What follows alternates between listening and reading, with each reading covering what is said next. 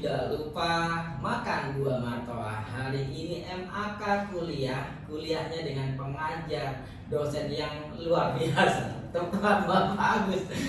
Bagus, luar biasa. Pak, sedikit mengutip sebuah cerita bahwa sebelumnya Pak Agus sempat menjabat di salah satu nama, saya bilang organisasi bernama Ombudsman, Pak. Banyak warga, terutama teman-teman MAK, Pak, itu nggak ngerti Ombudsman itu apa sebenarnya, Pak? Iya. Jadi gini, ya saya itu kan sebetulnya dosen di UPN Veteran Jawa Timur itu mulai tahun 96. Tapi memang aktivitas saya kemudian banyak di luar, di dalam lembaga-lembaga pemerintah. Jadi tahun 2010 saya itu masuk ke lembaga negara namanya Ombudsman Republik Indonesia. Lembaga negara. Lembaga negara, jadi bukan sebuah organisasi tapi sebuah lembaga negara. Karena dinaungi oleh Undang-Undang Nomor 37 Tahun 2008 tentang Ombudsman Republik Indonesia. Ombudsman Indonesia itu adalah lembaga negara yang mempunyai tugas untuk mengawasi penyelenggaraan pelayanan publik yang masih penyelenggaraan pelayanan publik yang diselenggarakan baik oleh pemerintah, swasta maupun masyarakat. Gitu. Nah, pelayanan publik itu bermacam-macam, pelayanan publik itu banyak. Itu mulai dari kesehatan, pendidikan, terus ketenagakerjaan dan sebagainya. Semua yang berhubungan dengan urusan-urusan publik atau kebutuhan publik. Contoh kalau tadi mengutip kalimat bahwa termasuk ketenagakerjaan, seminar atau mungkin job vacant yang diadakan beberapa pihak swasta itu termasuk pelayanan publik, Pak? Kalau itu didanai oleh APBN atau APBD, sebagian atau seluruhnya. Contohnya sekolah swasta. Sekolah swasta itu kan itu swasta, bukan urusan publik. Publik karena pendidikan itu urusan publik. Loh, dia kan tidak dibiayai oleh APBN atau APBD, dibiayai pasti. Kan ada hibah, ada bantuan, ada bos yang masuk. Nah, seperti itu maksud saya. Jadi saya baru juga mungkin teman-teman MAK juga mengerti bahwa Ombudsman itu kita tahunya pada waktu pelajaran kita sekolah dasar dulu, Pak. Ada sebuah lembaga negara bernama Ombudsman gitu ya. Kalau pada waktu ujian CAU itu pertanyaannya adalah siapakah Ombudsman Indonesia? Mungkin dengan sedikit penjelasan Pak Agus kita tahu bahwa ternyata layanan publik itu ada yang mantau, mengawasi, bahkan jalannya pun ada yang ngikutin ya, Pak. Iya, gitu. Ombudsman. Pak, kalau pada waktu Anda menjabat ya di Ombudsman, kira-kira ada nggak sih Pak situasi yang benar-benar urgent di Indonesia atau di Jawa Timur yang Ombudsman ini mesti turun, Pak? Iya. Ada nggak, Pak? Ada. Tentang layanan pendidikan dulu, ya. Jadi pendidikan, pertama pendidikan ada dua yang saya jadikan konsen ya. Untuk pelayanan. Yang pertama layanan pendidikan itu di Jawa Timur itu masih banyak terjadi pungli di pendidikan.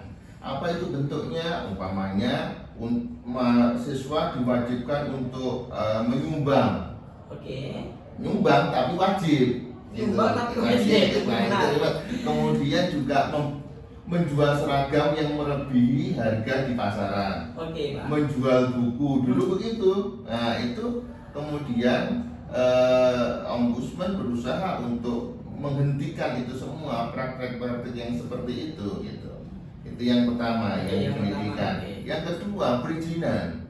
Perizinan itu marak sekali, layanan perizinan itu marak sekali dengan pungli, kemudian nepotisme, kemudian koruptif juga. Ya gitu ya. Umpamanya orang mengajukan izin A begitu ya untuk pendirian rumah makan gitu ya. Tapi itu dari bawah itu mulai dari kecamatan sampai dengan pelayanan di dinas pelayanannya itu semua harus bayar. Nah, ini Ombudsman masuk itu untuk menghentikan itu. Karena ini mengganggu investasi. Benar sekali, Pak. Iya, jadi orang akan berinvestasi mikir-mikir. Aku kalau investasi di salah satu kota di Jawa Timur ini, saya ternyata harus bayar ini. Nggak jadi. Bisa jadi juga saya tetap berinvestasi, tapi nanti harganya barang yang saya produksi harus saya ikutkan berapa saya mengeluarkan untuk biaya investasi. Nah, jadi mahal gitu. Jadi sebuah dilema juga ya Pak. Ya. Tadi saya mendengar bahwa beberapa sekolah ya itu menjual seragam luar harga standar. Terus tadi Bapak juga pernah sempat bilang bahwa praktek pungli di mana-mana. Hasil dari pengawasan bahkan tindakan dari ombudsman apakah menghasilkan sebuah cerita bahwa pelaku sampai dipidana Pak? Ya, jadi gini, ombudsman itu kerjanya adalah tentang administratif. Jadi sanksi yang diberikan nanti adalah administratif. Dan sanksi yang diberikan bukan oleh ombudsman, tetapi oleh pimpinan di atasnya. Jadi ombudsman yang memberikan rekomendasi agar pimpinan itu kemudian memberikan sanksi kepada bawahannya yang melakukan maladministrasi namanya maladministrasi. Nah, bagaimanakah kiprah 2010 sampai 2020 ketika saya, banyak sekali Mas, banyak sekali yang kemudian terpaksa kami kemudian merekomendasikan kepada wali kota, kepada bupati untuk memberhentikan seseorang dari jabatannya. Oke, karena adanya malfungsi dan maladministrasi tadi. Contohnya umpamanya tadi perizinan yang harusnya tidak ada pungli kan, ternyata untuk bisa keluar izinnya itu harus membayar sekian. Terbukti kemudian kita investigasi, kita periksa dan sebagainya, kemudian terbukti dan dia tidak bisa mengelak dengan kemudian itu, saya memberikan rekomendasi kepada bupatinya, Pak Bupati tolong kepala dinas A perizinan terpadu satu pintu ini diberhentikan dari jabatannya karena dia sudah melakukan pungli. Dan itu dia kan. Jadi beberapa kali kami pada waktu 2010 sampai 2020 ya, kami memberikan rekomendasi kepada kepala daerah untuk memberikan sanksi pemberhentian dari jabatannya itu berulang-ulang. Jadi ombudsman punya peran yang sangat penting ya Pak dalam kondisi seperti itu. Nah, menurut sebuah cerita, kasus akan terungkap biasanya karena laporan masyarakat. Bisa nggak sih Pak masyarakat terutama di Jawa Timur ya, terutama teman-teman MAK ini melaporkan sesuatu hal yang berhubungan dengan apa yang akan ditindak sama ombudsman Pak? Kemana lapornya Pak? Jadi bisa, jadi memang itu, jadi ombudsman itu fungsi utama nomor satu ini. Jadi tugas pokok fungsinya ombudsman nomor tupoksinya satu itu adalah menerima laporan dari masyarakat, laporan garis miring pengaduan dari masyarakat atau dari pengguna layanan. Itu yang pertama. Jadi ombudsman itu bertugas untuk menerima laporan tentang apa? Tentang tidak ada keadilan, tentang tidak dilayaninya dengan baik layanan publik yang dibutuhkan. Termasuk ngurus KTP, kelamahan, dipungli dan sebagainya, boleh lapor ke ombudsman. Nah, kantornya ombudsman ada di Ngagel sana. Yang Surabaya dan di Ngagel, yang Jawa Timur. Yang Jawa Timur. Jadi ombudsman Republik Indonesia itu membentuk perwakilan di tiap provinsi. Jawa Timur, saya pegang itu 2010 sampai 2020. Luar biasa. Jadi masyarakat ini boleh lapor langsung datang atau pakai mungkin call center atau apa? Ada emailnya, ada websitenya, ada nomor WA-nya. Tapi kan itu sekarang sudah tidak saya ya. Mungkin di sana mesti ada. Jadi ada media pengaduannya itu banyak. Jadi bisa website, bisa surat, bisa WA, bisa datang langsung. Tapi rata-rata datang langsung. Kenapa? Masyarakat Indonesia itu paling suka ketika dia mengeluh dan diterima langsung. Diterima langsung. Dia lebih suka gitu, mamanya meluapkan mantelnya dia. Jadi ini yang jadi konsennya ombudsman itu harus mau mendengar dulu. Mau mendengar curhatan masyarakat itu yang selalu saya tekankan kepada, kalau petugasnya itu namanya asisten. Asisten ombudsman itu bahwa kalian itu tugas utamanya pertama adalah menerima laporan atau pengaduan dari masyarakat. Kamu terima dulu, usul apapun itu. Bahkan kan mereka mesti dengan kata-kata yang mungkin agak kasar kan begitu ya ke instansi yang diadukan itu dan sebagainya, terima aja itu dulu. Nah ini jadi saya selalu menekankan kalian harus menjadi pendengar yang baik terlebih dahulu. Gitu. Jadi teman-teman MAK, kalau Anda atau di sekitar Anda menemukan hal-hal mal administrasi, segera datang ombudsman, benar ya Pak ya? Karena ada sistem ombudsman yang siap mendengarkan keluhan dan pengaduan Anda. Saya baru tahu juga nih Pak, setelah puluhan tahun nih dari SD, SMP, SMA, kuliah, ternyata ada satu lembaga negara yang fungsinya itu benar vital, termasuk dari segi pengaduan dan pelayanan ya Pak. Itu di negara lain sudah berkembang lama ya. Jadi kalau di Indonesia itu mulainya kan dulu ketika Gus Dur menjadi presiden, salah satu tugas utamanya kan adalah menyelenggarakan pelayanan publik dengan baik. Yang pertama adalah ada dua yang diinginkan dunia internasional pada waktu itu. Satu, pemberantasan korupsi. Dua adalah penyelenggaraan pelayanan dengan baik. Yang pertama harus membuat yang namanya KPK sebagai penunjang di dalam pemberantasan korupsi. Yang kedua, ini harus membentuk yang namanya ombudsman. Karena di negara-negara yang maju itu semua sudah punya ombudsman, sudah punya lembaga anti korupsi yang itu bukan dari government tetapi dari unsur masyarakat. Ya. Nah, sehingga pada waktu itu kemudian membentuk namanya Komisi Ombudsman Nasional. Dari Komisi Ombudsman Nasional itu kemudian sambil perjalanan waktu diusahakan agar bisa dibuat sebuah undang-undang. Jadi kalau undang-undang pemberantasan korupsi kan ini langsung karena begitu mendesak oleh DPR, oleh pemerintah. Tapi yang ombudsman ini debatnya debat-debatnya panjang Mas. Panjang karena kan banyak itu kan sudah ditangani oleh ini, sudah ditangani oleh ini gitu. Tapi akhirnya di tahun 2008 itu DPR dan pemerintah setuju untuk membuat namanya Undang-Undang Nomor 37 Tahun 2008 tentang Ombudsman Republik Indonesia. Supaya satu pintu. Iya, mulailah dari situ tidak lagi menjadi komisi, tetapi bentuknya ada lembaga negara. Namanya Ombudsman Republik Indonesia, singkatannya ORI. Bukan ORI, tapi ORI itu singkatan dari Ombudsman Republik Indonesia. Jadi lembaga negara itu. Pak. Di luar penjelasannya luar biasa nih Pak, saya terketuk satu kalimat. Mungkin banyak masyarakat juga bertanya, kalimat ombudsman ini dari awalnya hierarkinya Pak, itu dari negara Pak? Nah, jadi ombudsman itu dari bahasa Skandinavia. Jadi negara-negara di wilayah Skandinavia, Yugoslavia dan sebagainya itu membuat kata-kata ombudsman. Ombudsman itu artinya adalah keadilan. Jadi ketika masyarakat merasa diperlakukan oleh government tidak adil, maka dia harus mengadu.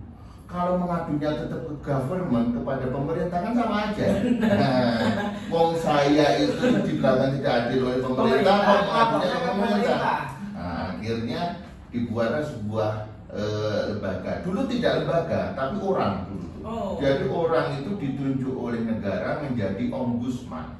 Maka namanya belakang itu kan berarti orang yang dianggap bijak, orang yang dianggap adil, dia mau menerima masukan, mau menyelesaikan urusan itu, makanya dia kemudian menjadi ombudsman.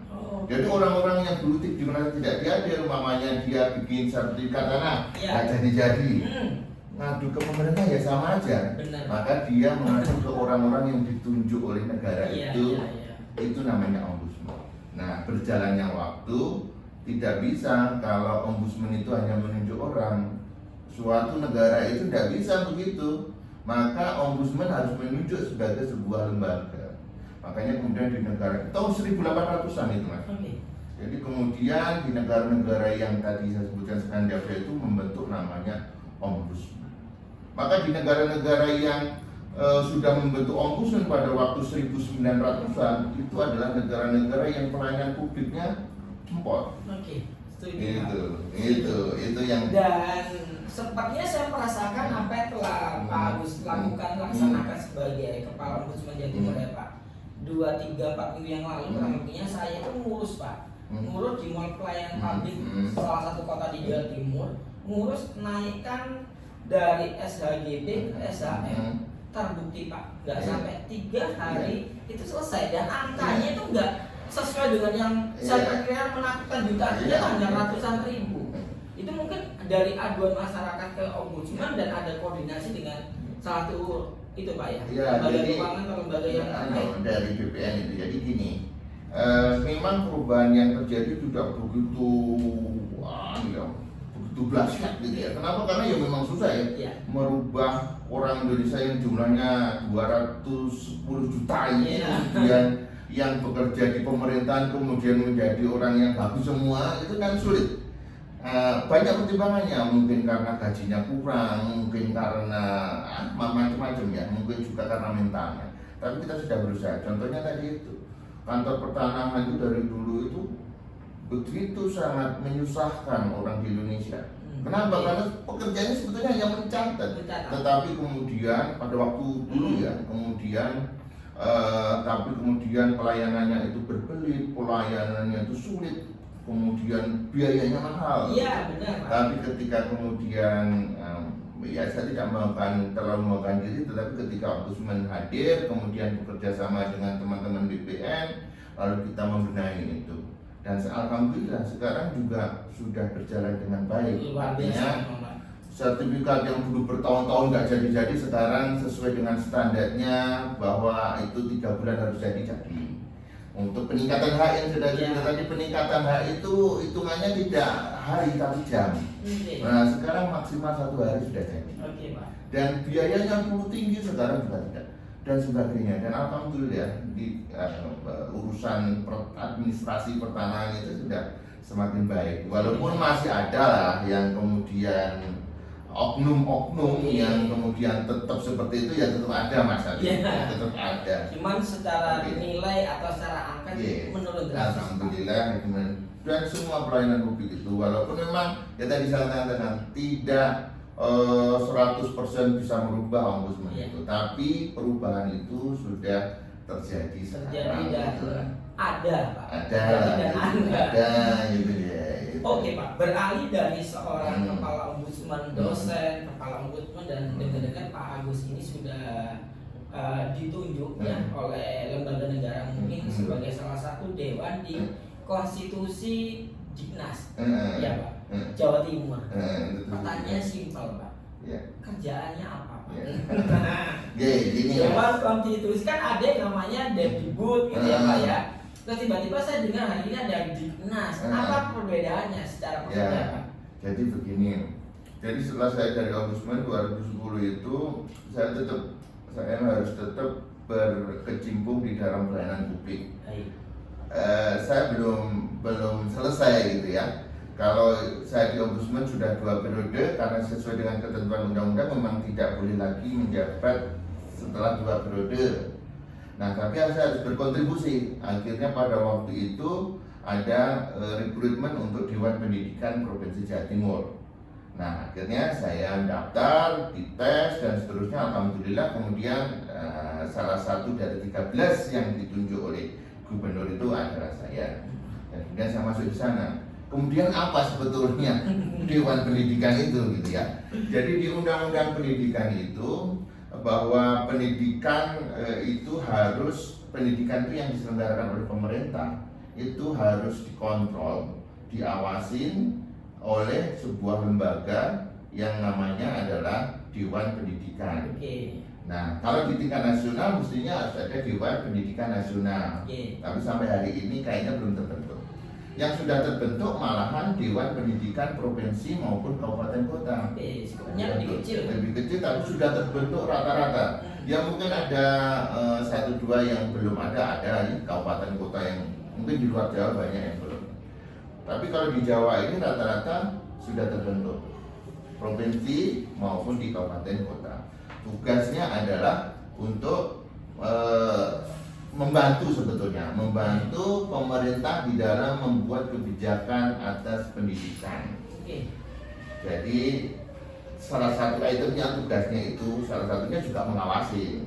Jadi mengawasi penyelenggaraan pendidikan. Kalau itu Dewan Pendidikan Provinsi berarti membantu tentang kebijakan pendidikan maupun mengawasi pendidikan pada urusan pendidikan provinsi, yaitu SMA, sekolah menengah dan luar biasa. Tapi kalau yang di kabupaten kota berarti sekolah dasar, SD, SMP gitu. Ceritanya begitu. Jadi sebenarnya kerjaannya sekarang itu nggak jauh beda sama kerjanya yang dulu, Pak. Iya, kalau yang dulu itu di ombudsman itu kan pelayanan publik seluruhnya.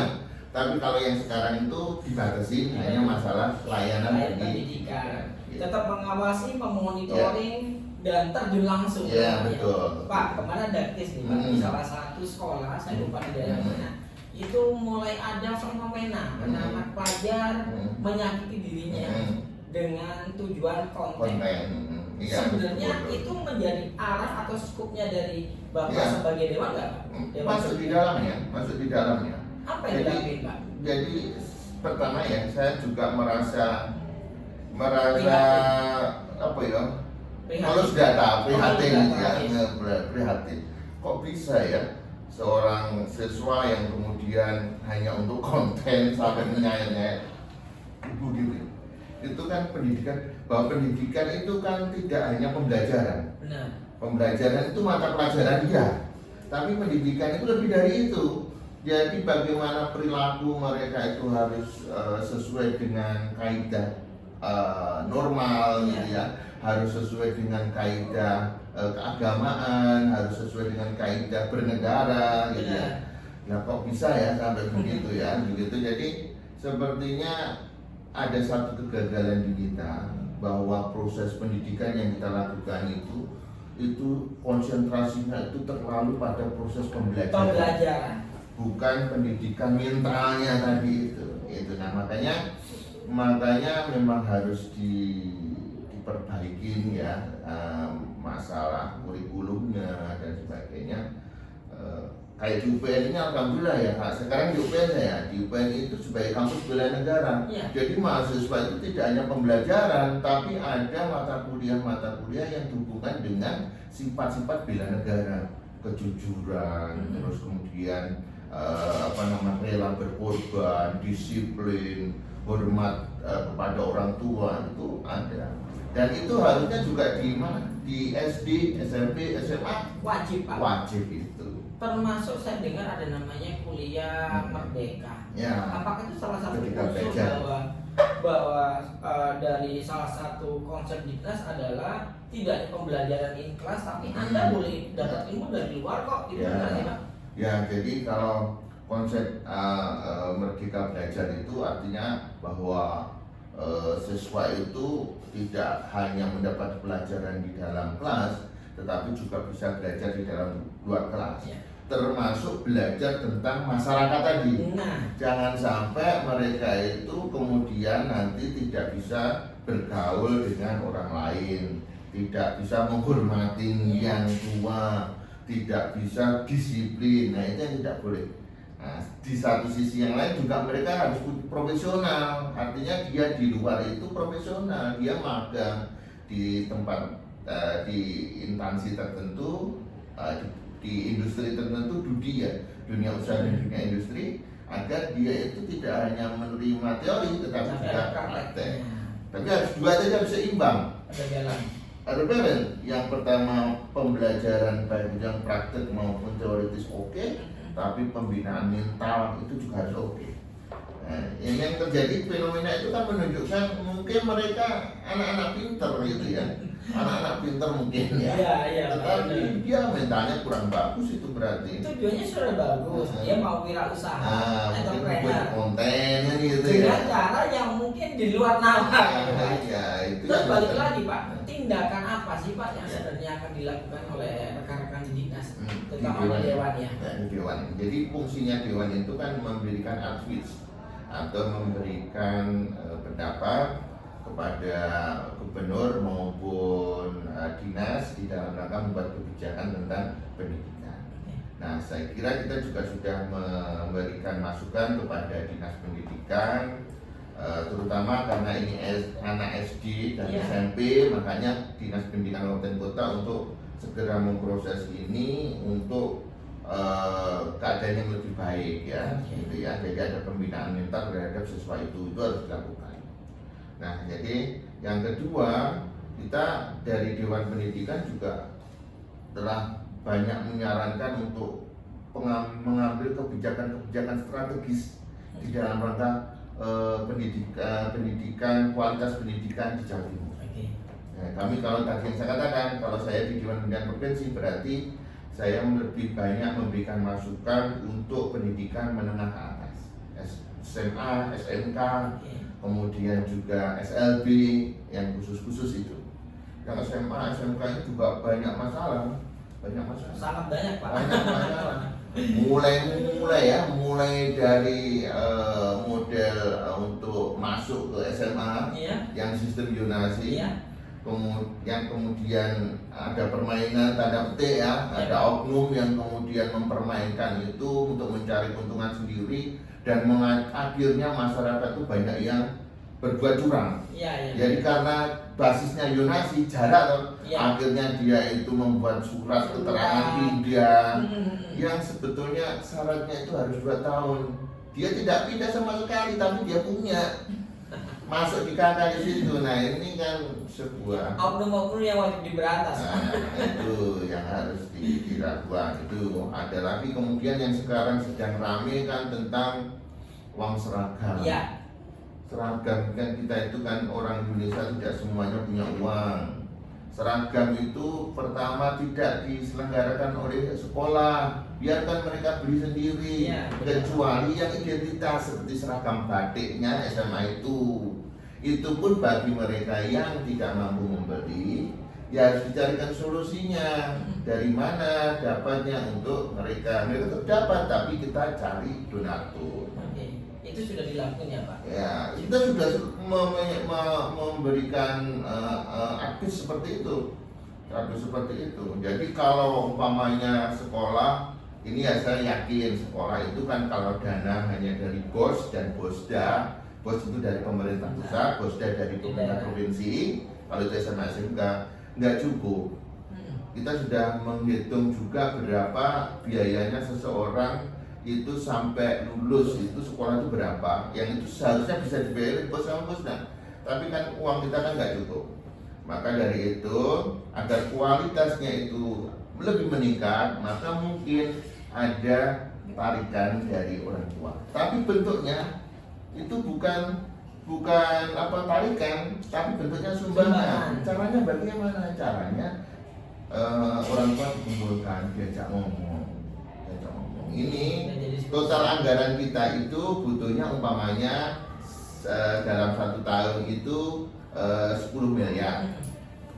Dana dari BOS dan BOSDA itu ketemunya hanya 8 miliar. Berarti kurang 2 miliar. Nah ini gimana carinya? Mungkin ada yang bekerja di perusahaan bisa untuk jadi mengadakan CSR-nya di sini.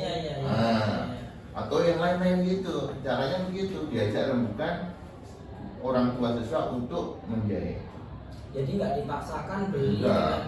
Masih boleh ada pungutan, tidak boleh ada pungutan. Yang boleh adalah sumbangan. Dan itu harus disepakati bersama. Dan bagi orang tua yang tidak mampu jangan disuruh nyumbang. Kalau bisa disumbang ya. Makanya sekarang itu mereka ini juga gitu mas, anehnya mereka menggunakan seperti itu, tetapi sumbangan, tetapi artinya kemudian sumbangannya jadi wajib. Aneh loh, sumbangan tapi wajib. Nah, umpamanya tadi yang saya katakan, dana kita 1 tahun ini kurang, umpamanya dia pakai 1 juta gitu aja lah ya, 100 juta dibagi orang keluarganya jumlah siswa ada 3.000, dibagi 3.000 orang. Itu kan namanya pungutan akhirnya. Paksaan toh. Ya jangan begitu. Ini siapa yang mau nyumbang? Nah, boleh silakan. Siapa yang punya perusahaan? Mungkin perusahaannya mau CSR di sini. Oke, kita terima. Nah, begitu. Pak, seandainya nih ada beberapa rekan masyarakat menemukan keganjalan di sekolah anak-anaknya, itu boleh nggak sih teman-teman masyarakatnya melaporkan? Dan kemana Pak? Supaya sampai di telinganya pemimpin dewan. Jadi pengaduan ke Dewan Pendidikan itu bisa dilakukan ke kantor, datang langsung di Jalan Jagir. Kita semua nomor berapa kita tak lupa ya, Jagir. Atau mungkin juga bisa membuka webnya Dewan Pendidikan Prof Jatim. Dewan Pendidikan Prof Jatim. Di situ ada untuk keluhan masyarakat, penyampaian keluhan masyarakat, atau mungkin juga bisa telepon, bisa lupa nomor teleponnya ada di kantor. Gitu. Pak, satu pertanyaan untuk Pak. Saya kebetulan mengelola sebuah data.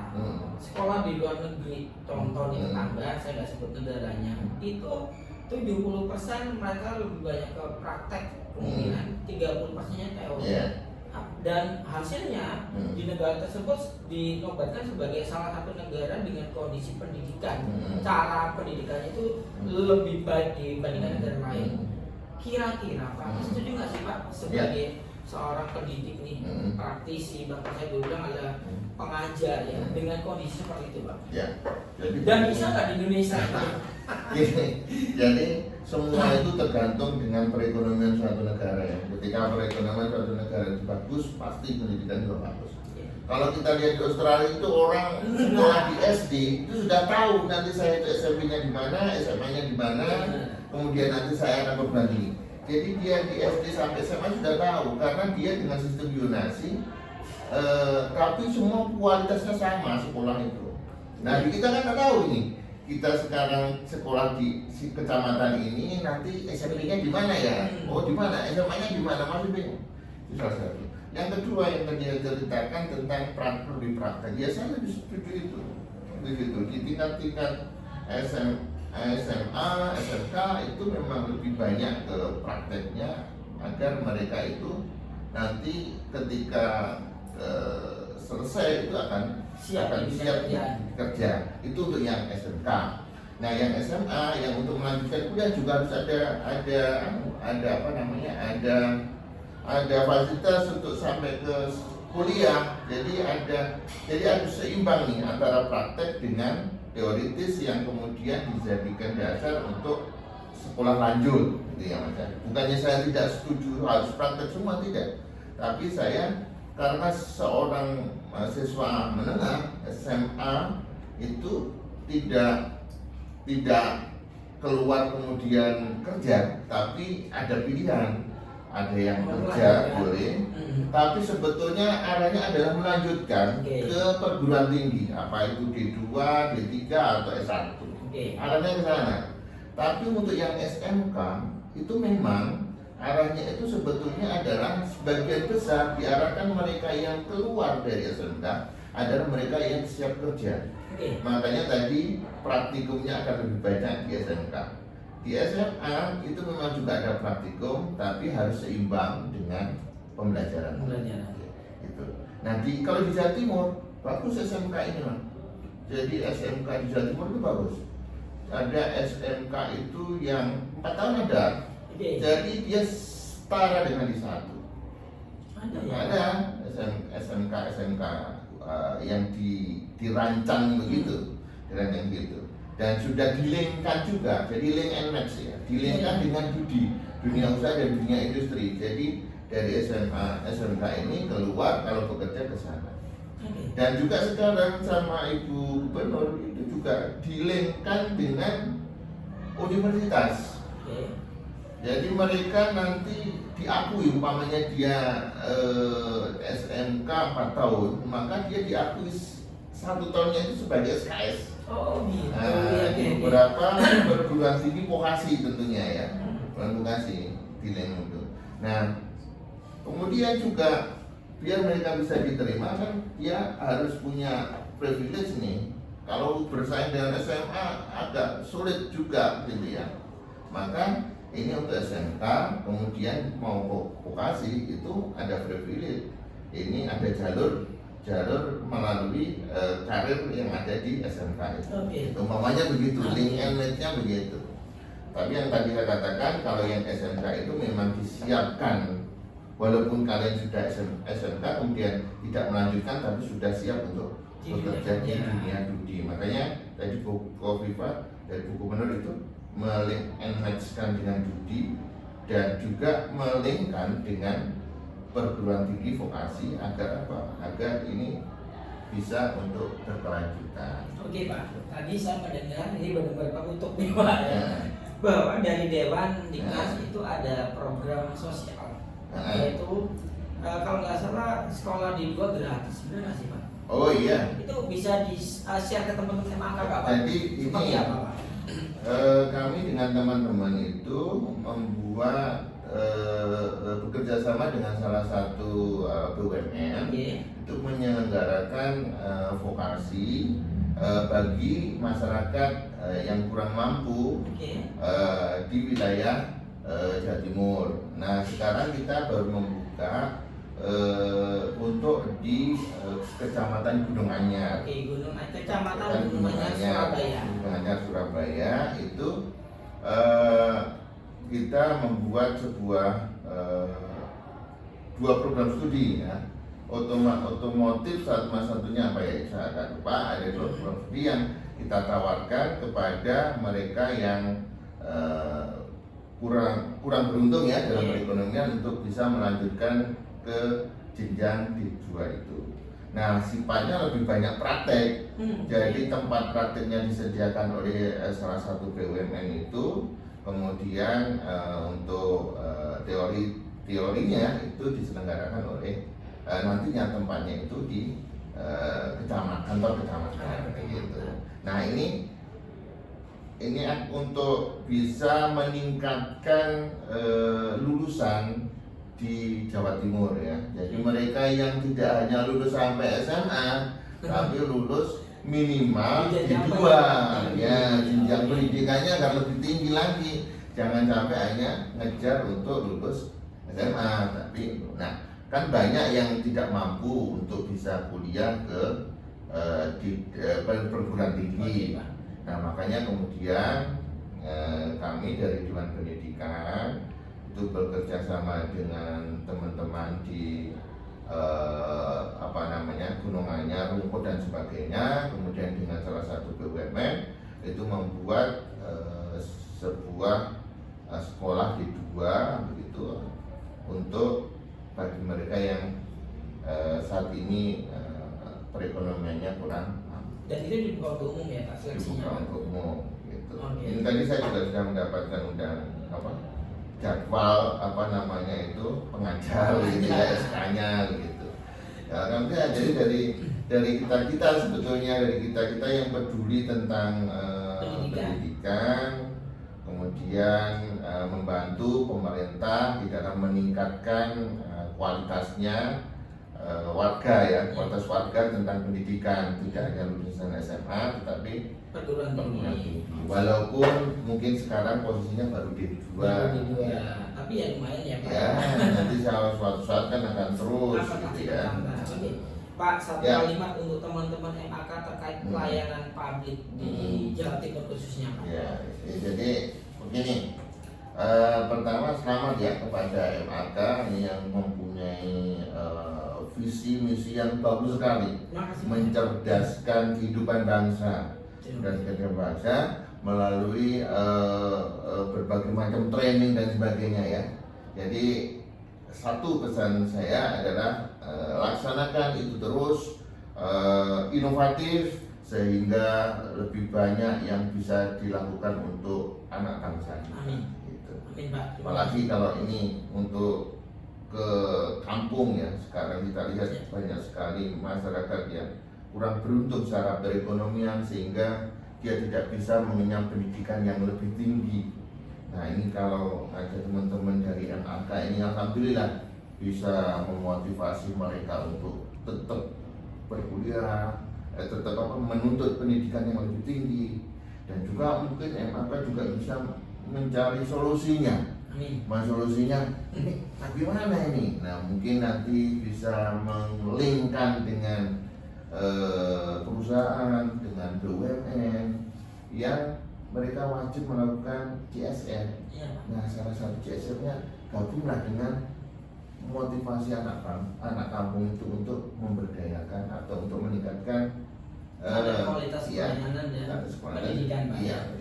Oke, terima kasih Pak Agus. Teman-teman maka menuntut ilmu janganlah terbatas karena Anda punya ekonomi yang berlebih, tetapi ada peribahasa tuntutlah ilmu sampai ke negeri Cina. Kalau saya tambahkan, tuntutlah ilmu dimanapun Anda dan kapanpun Anda bisa. Sukses selalu buat MAK. Terima kasih Pak Agus. Terima kasih, sama-sama.